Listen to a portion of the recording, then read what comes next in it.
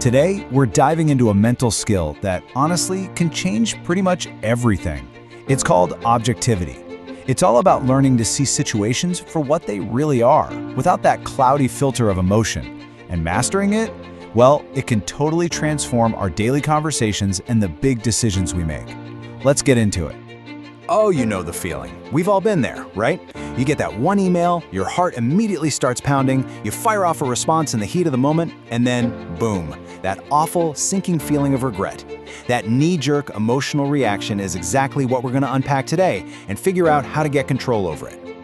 So, to really get a handle on why we react the way we do, we first have to understand the two big forces that are constantly at war in our minds. It really just comes down to the push and pull between objectivity and subjectivity.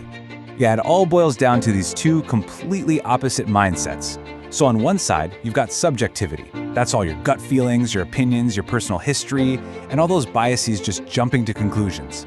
And then on the other side, you have objectivity, which is all about the hard data, the observable facts. Basically, the stuff that anyone else looking at the situation could see and agree on.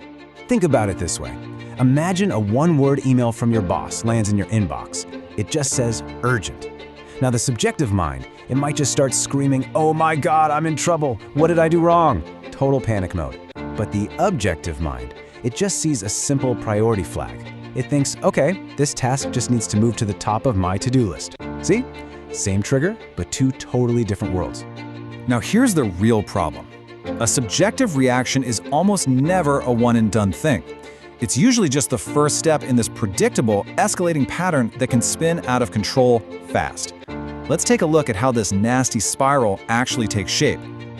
We call this the subjective spiral. And the most important phrase there is chain reaction. And that's not just a figure of speech, it's literally what happens inside our brains. A trigger can set off what neuroscientists call an amygdala hijack, where our emotional brain just completely takes over before our rational brain even has a chance to catch up. One negative thought links to another, and then another, pulling you down into this really unhelpful emotional state before you even realize what's happening.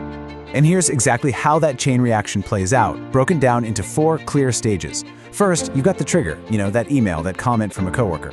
Second comes the assumption. This is where your mind starts filling in the blanks, and it almost always defaults to the worst-case scenario. Third is the reaction, where you act based on that negative feeling. And finally, you get the consequence. Because you acted on an assumption instead of a fact, the situation almost always gets worse. So, why does recognizing this spiral even matter? Because letting it just run wild has real, tangible costs in our lives. We're not talking about minor hiccups here. These can be genuinely damaging mistakes. And this right here, this is what it sounds like. It's looking back and having that awful realization that you totally misread a situation. You acted on a completely wrong assumption, and you ended up breaking a really valuable connection. That deep feeling of regret, that's the real price you pay for the subjective spiral. Let's really see this in action. The trigger is exactly the same for two people. They both get some vague feedback on a project. Now the subjective path, that leads to immediately getting defensive, assuming the feedback means you're incompetent. And the outcome? Damaged trust, maybe a missed opportunity to learn. But the objective path is so different. The action isn't emotional, it's practical. You just ask for specific examples. And the outcome? A better project and a stronger relationship. I mean, that's a total game changer. So the stakes here are actually pretty high. We're not just talking about hurt feelings for an afternoon. We are talking about broken trust that takes forever to rebuild, really poor decisions that are based on fear, and huge missed opportunities, all because we let an unverified assumption grab the steering wheel. Okay, so we've seen the problem. We've seen how dangerous it is. But here's the good news. We are not powerless here. We can absolutely learn to break this cycle. This next part is all about concrete strategies you can start using, like today. Think of these as your tools to stop that spiral dead in its tracks. The most powerful one is probably the simplest. Just pause.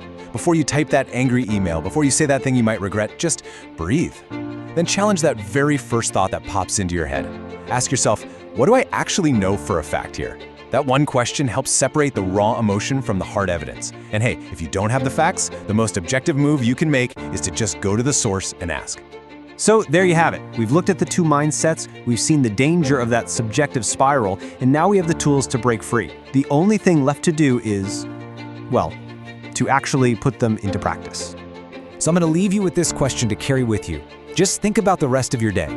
In which meeting, or in which email chain, or in which conversation with your family will you get a chance to consciously hit pause, challenge your first assumption, and choose the objective path instead?